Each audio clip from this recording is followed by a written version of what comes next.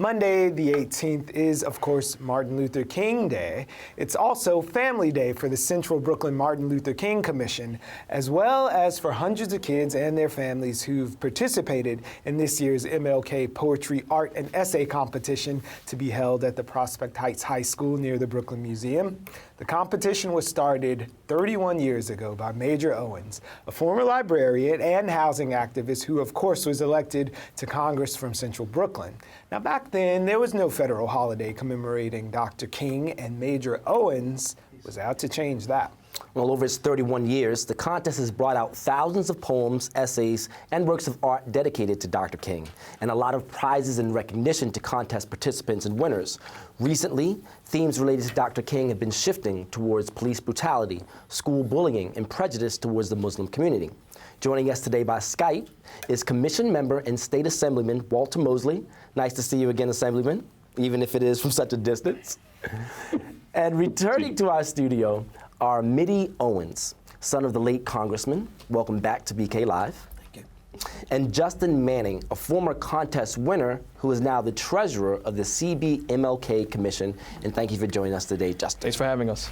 So your dad was a lion, and he was in America's governing body before MLK had the commemoration and the full recognition that was so rightly deserved.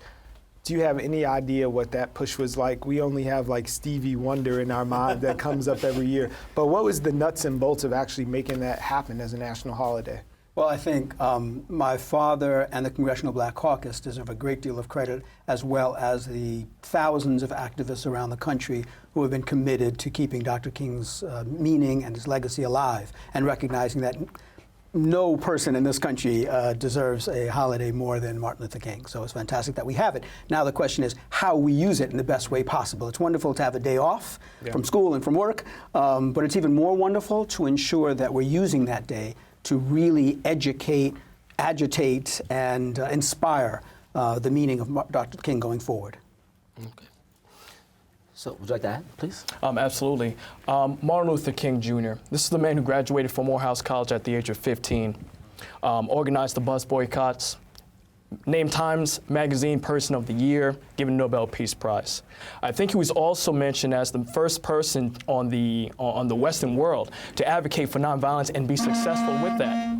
So there is success in being young and being active. And that's how I see Martin Luther King's legacy. I think that's how we can continue to do that in our local and national community.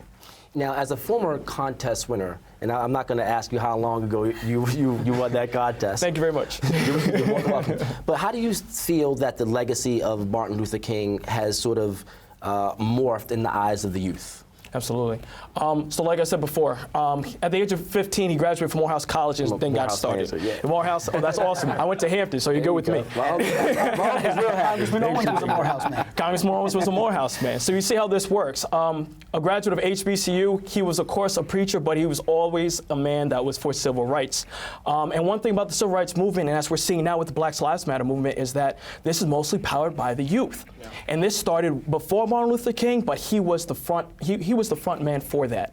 So when we look at those that are advocates, when we look at what's happening now, Martin Luther King's way of dealing with nonviolence and dealing with what we're dealing with our society, he's somebody that we look out for. So Assemblymember Mosley, we all recognize that we're standing on his shoulders, but you're the only one who's doing it from the State House. So we're going to ask you, where's the fight now? If Dr. King were here today, where would he be devoting his energies, you think? Well, I think it would be his energies off to his advocating those individuals need us to have State House, Watkins. We have a lot of work in terms of lessening the wage disparity, making sure that our young men and women who are homeless find a home, making sure that women and the feminization of poverty comes to a cease, and ensuring that people have the ability to have some form of upward mobility as they proceed with their daily activities of going to work and finding an occupation and a career in an effort to live out the American dream. So I think Dr. King's legacy, I think, is really germane to what we're doing, whether it's trying to raise our minimum wage or whether or not we're trying to deal with the issue of income disparity or poverty that's ravaging our state. So I think Dr. King's message would be very relevant even in 2016. Absolutely, absolutely. Now, can you tell us a little bit about the contest? How many students actually participate in this endeavor? Well, we have been committed every year to increasing the number substantially, and we're very proud of the fact that we've doubled the participants from last year. So we have nearly 500 participants this year, which is great. And we really want to thank our teachers in particular and our schools for really helping to get the word out and encouraging the students, because we know how much teachers have to deal with in the classroom. This is an extra thing, but at the same time, I think they recognize that it's something which helps their students to engage in a way which is kind of like a civics class, to think about Dr. King and his meaning on these different issues. So we have 450 students who participated this year. I was a judge this year, so I had a chance to really see firsthand the wonderful creative process that the students underwent in connecting King's message to these various issues. And we've been able to now have the submission occur online, so it's a much more technologically developed process. We have a whole panel of judges of a wide array of backgrounds who review both the essays, the poetry, and the art competition. All right, Justin, you're the newest guy on the commission. Did you get a chance to peep the submissions as well? Yes, I did. I have an opportunity to do so.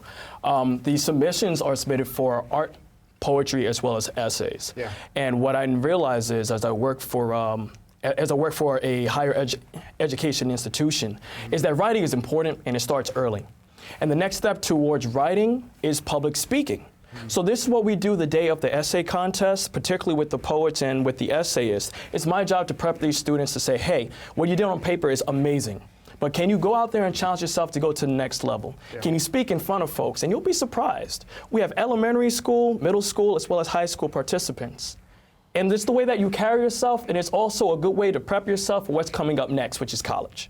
So this is that next step. Okay, without revealing too much, can you give us maybe a little insight to how young people are connecting the legacy with some of the struggles that are very real that we're facing as we sit right here in Brooklyn now that maybe even surprised you?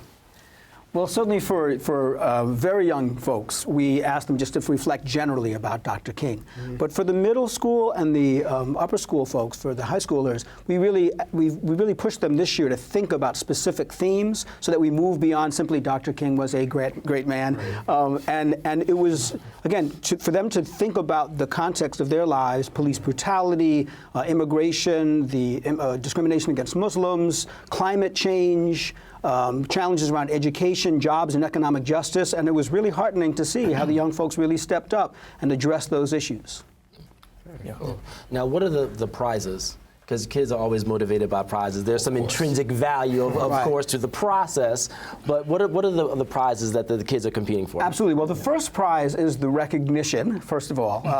So that's the starting point, the recognition, and we make that very concrete by giving everyone a T-shirt and listing everyone who submits, because that's very important. Simply submitting, the act of achieving a piece of art or a poem or an essay, and it takes a lot of work, and I've worked with folks about that, so that's no small feat, just achieving that, completing it, and submitting it.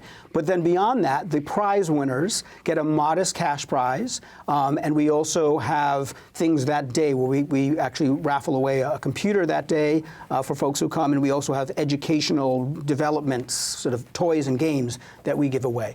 But the cash prize certainly is for the top prize winners. Well, that helps. Cash is king. To throw it back to you, Assembly Member, we know during Dr. King's era, there was a tension that is still familiar now of people working within the establishment and going in to change laws through Congress and pressing our electeds and folks who are in the street agitating. So I wondered, from your stance right now, how do you think folks who are sort of outside of the system and everyday folks who might be more inclined to use their bodies can help you to change votes and legislation to benefit folks who are here in Brooklyn?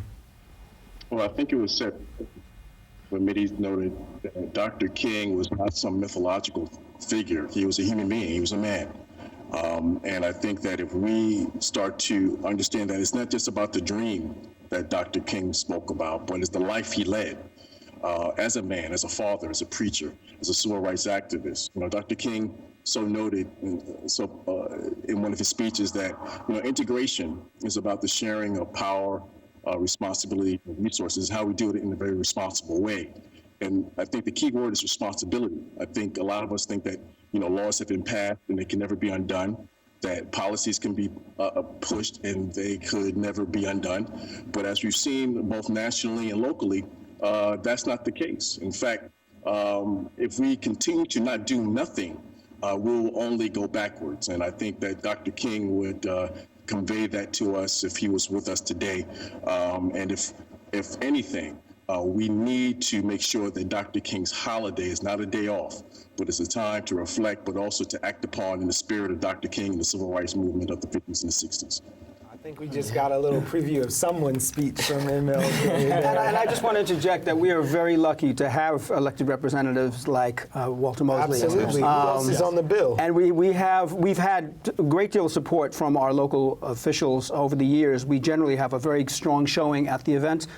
So it's very important for us at the city council level, the state assembly and the state senate, Congress, to have support. So that's really great that we have people who understand the importance, the mission, and the meaning of Dr. King's life in terms of specific pieces of legislation and the various issues that impact our lives. We were talking about Martin Luther King Day, but I do have to ask, with the people that are participating and the students that are participating, how do you sort of make sure to keep Dr. King's legacy alive 365 days a year as well? Well, that is the commission. It's a great opportunity for us to share that the commission is really looking at various ways that we can make sure the programming expands. Dr. King's mission and vision is a lot of things.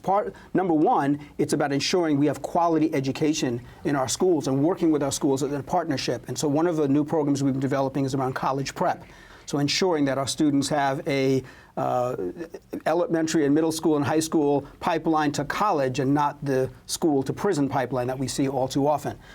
So that's one piece of it. But in terms of the broader message of Dr. King, there are various ways that we're looking at how we can make sure that people understand that full meaning, the nonviolence, education, civil rights, the linkage to economic justice, the understanding of the importance of putting money for our country into the investing in our communities and our young people rather than some of the other ways in which we divert our funds. I'm the chair of the Public Relations Committee, and one of the new ways that we're doing this, which is keeping the legacy alive after Congressman Major Owens, is understanding that the legacy of Martin Luther King and Major Owens is for the community, so it takes community work. That's where we're going to have to leave it, in the community. Thank you so much. We appreciate you coming in.